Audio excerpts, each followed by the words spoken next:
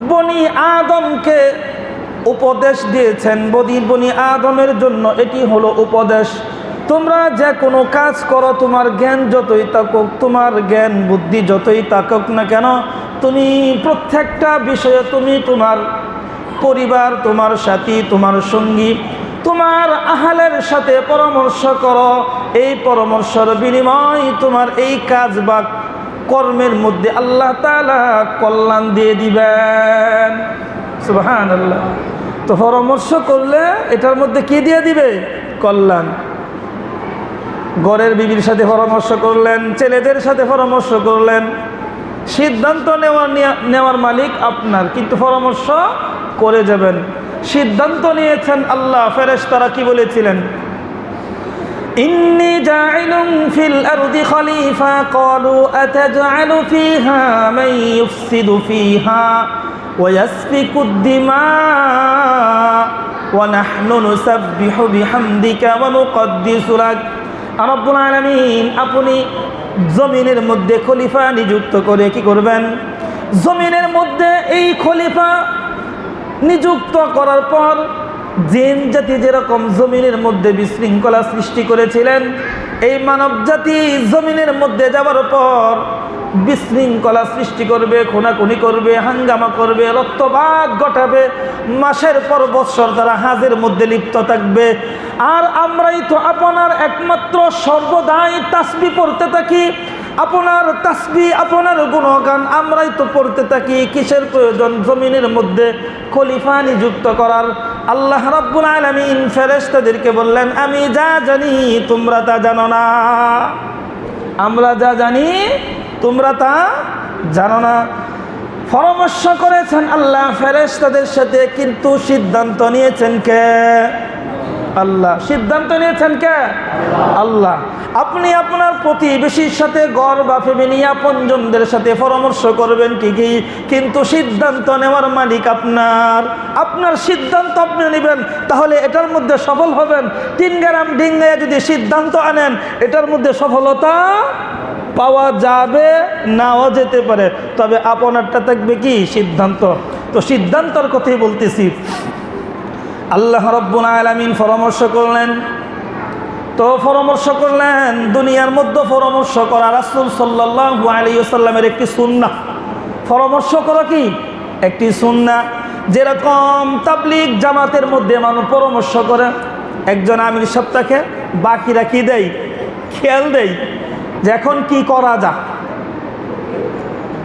তো খেয়ালের ব্যাপারে খেয়াল দিতে হবে, সূক্ষ্ম এবং নিজের চিন্তা, নিজের ফিকির, নিজের গবেষণা করে। বড় ভাই এটা কইছে না, আমি বড় ভাইয়ের দেখা দেখি কেন কমু? আমাকে আল্লাহ তাআলা যতটুকু মেধা দিয়েছেন সেই মেধাটাকে আমি কাজে লাগাবো।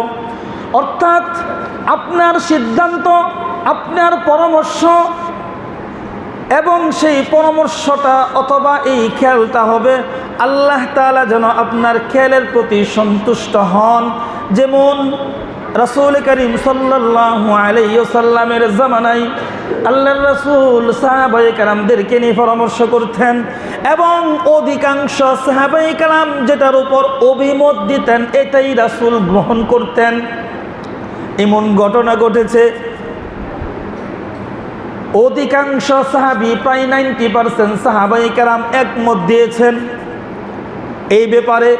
হযরত ওমর রাদিয়াল্লাহু তাআলা আনহু বলেন, আমার খেয়াল হলো এটা এরকম ভাবে। আল্লাহর রাসূল অধিকাংশ সাহাবায়ে কেরামের মত গ্রহণ করলেন। কিছুক্ষণ পর আল্লাহ তাআলা আয়াত নাজিল করে দিয়েছেন আর বলে দিয়েছেন, ওমর যে খেয়ালটা দিয়েছে সেই খেয়াল হলো উত্তম। সুবহানাল্লাহ। কেমন জ্ঞানী ছিলেন!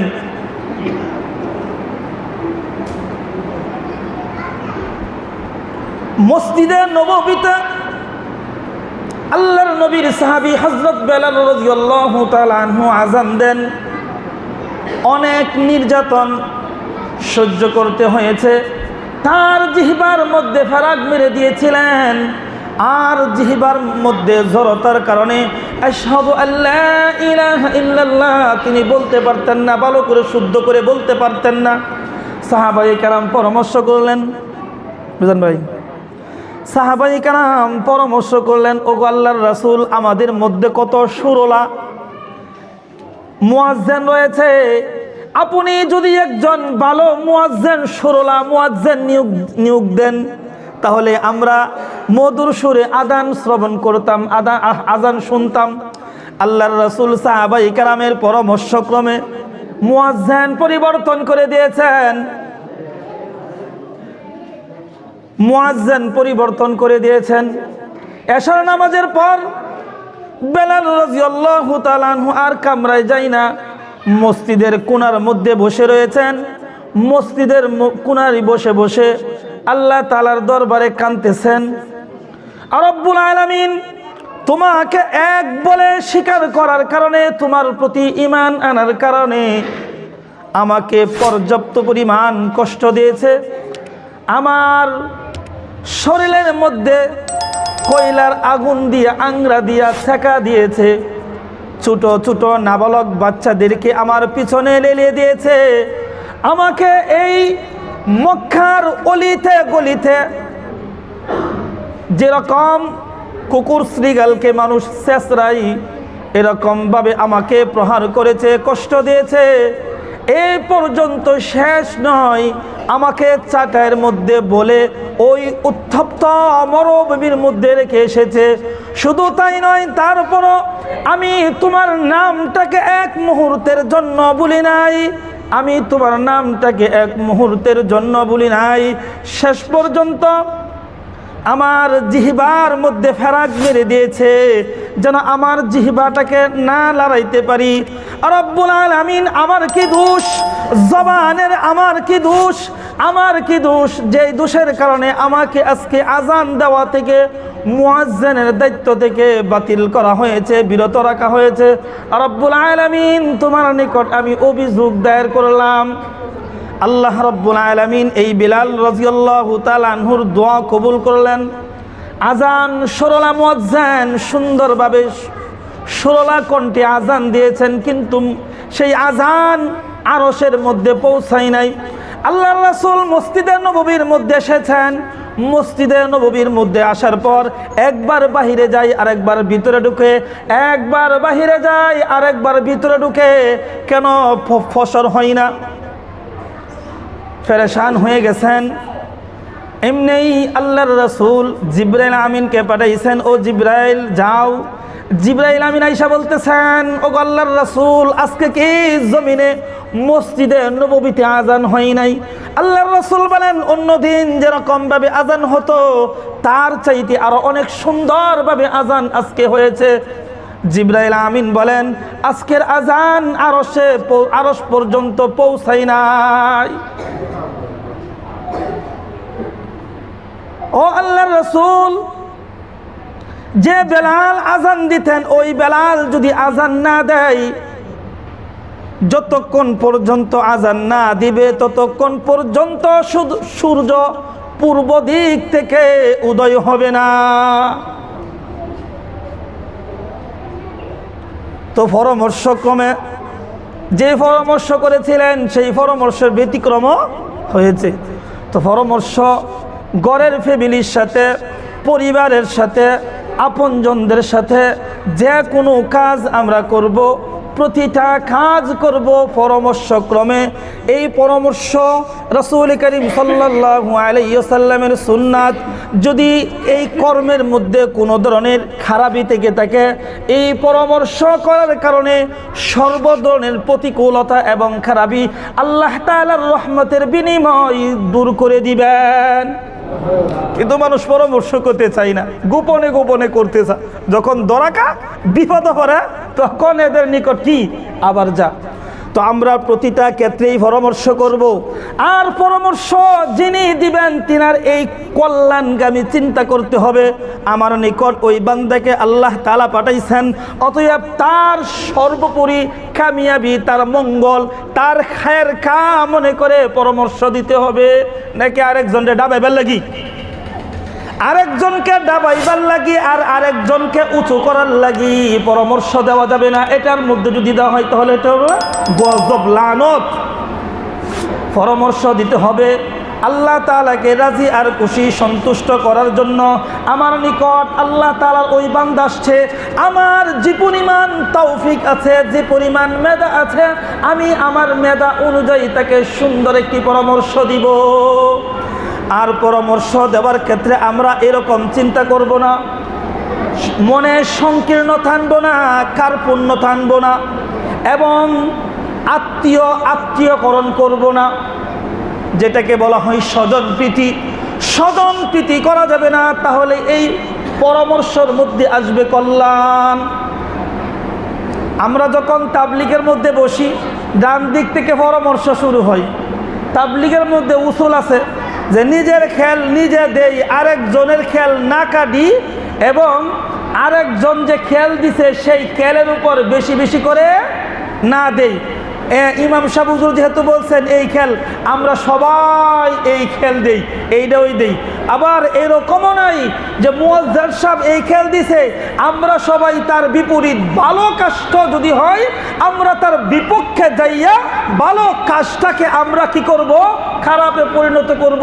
এই খারাপের পরিণতি আমার বুক করতে হবে, বুক করতে হবে দুনিয়াতে, বুক করতে হবে আখেরাতে। যেমন কল্যাণ এমন অকল্যাণ, যেমন অকল্যাণ তেমন কল্যাণ। অতএব খেল যখন আমরা দিব, তখন আমার খেল মানে কি? আমার রায়, আমার সুচিন্তার রায়, আমার অধিকার যে আমার রায় রয়েছে, সেই রায়টা আমি চিন্তা করে দিব।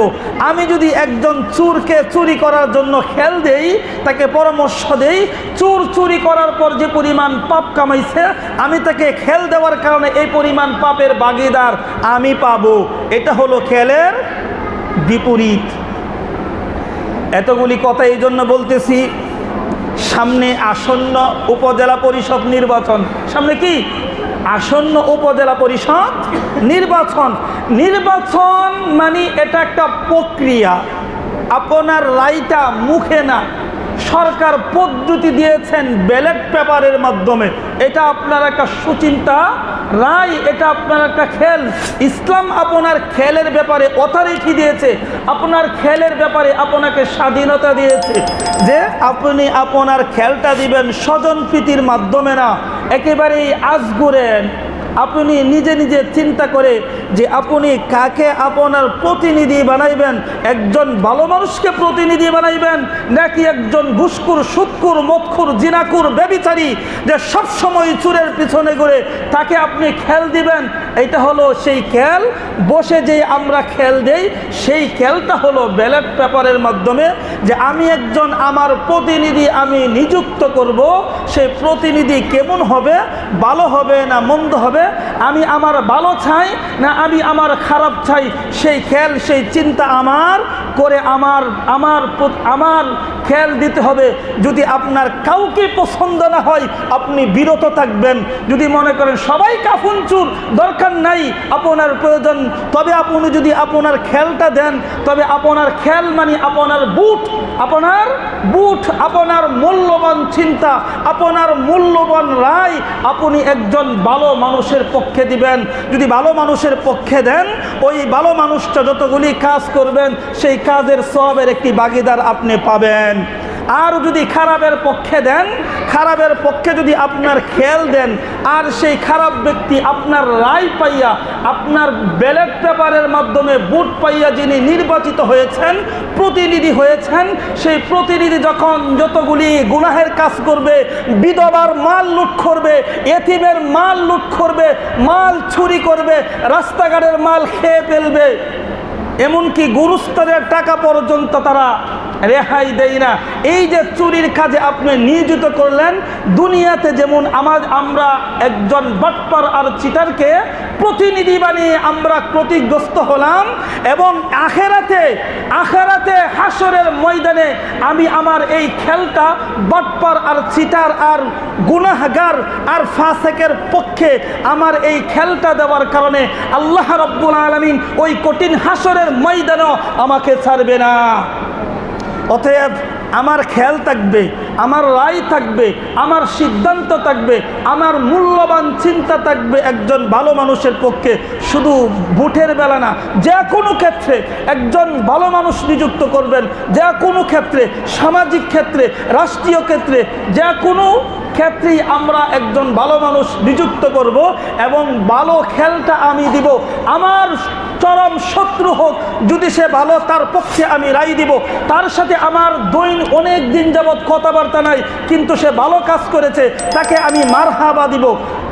আমার সাথে, আমার বংশের সাথে দীর্ঘদিনের ঝগড়া, কিন্তু সে একজন ভালো মানুষ, আমি তাকে রায় দিব। তাহলেই সমাজের মধ্যে আসবে কল্যাণ, রাষ্ট্রের মধ্যে আসবে কল্যাণ, আসবে কল্যাণ আমাদের মধ্যে। হাসরের ময়দানে এই ব্যাপারে আমাকে আল্লাহ তাআলা অভিযোগ দায়ের করবে না যে তোমার খেয়াল পাইয়া, তোমার রায় পাইয়া, তোমার ভোট পাইয়া সে উপজেলা নির্বাচনে নির্বাচিত হয়েছিলেন, আর নির্বাচিত হওয়ার পর বিধবার মাল, ইয়েতিমের মাল, অসহায়ের মাল, খাবিকা, টিয়ার যা আছে একবারে কবরস্থানে যে কাফনের কিছু দেয়, কবরস্থানে যে কিছু পণ্য দেয়, এই পণ্যগুলি পর্যন্ত খেয়ে একবারে শেষ করে দিয়েছে। এই যে এতগুলি খাইলো, এতগুলির বুক আমার পেতে হবে। এতক্ষণের কথাবার্তায় যেটা আমরা সারমর্মভাবে বুঝতে পেরেছি যে আমার খেয়াল একজন ভালো মানুষের পক্ষে হবে, আমার খেয়াল একজন ভালো মানুষের পক্ষে হবে। যদি আমার কাউকে পছন্দ না হয়, আমি স্থগিত থাকবো, আমি আমার খেয়াল কাউকে দিব না। কেননা দুনিয়া তো এটার বুক আমাকে পড়তে হবে, আখেরা তো আল্লাহ তাআলা আমাকে ধরবে, আখেরা তো আল্লাহ তাআলা আমাকে ধরবে। তো ওই ব্যক্তি আর অমুক ব্যক্তির লাগি হাসরের ময়দানে আল্লাহ তাআলার কাঠগড়ায় আমাকে জবাবদিহিতা করতে হবে, এমন রায়ের আমার দরকার নাই। আল্লাহ সুবহানাহু ওয়া তাআলা আমাদেরকে প্রত্যেকটা সেক্টরে, প্রত্যেকটা বিষয়ে পরামর্শক্রমে কাজকর্ম করে সফলতা অর্জন করার তৌফিক আল্লাহ সুবহানাহু ওয়া তাআলা আমাদেরকে দান করুন। সকলে বলি আমিন, সুম্মা আমিন।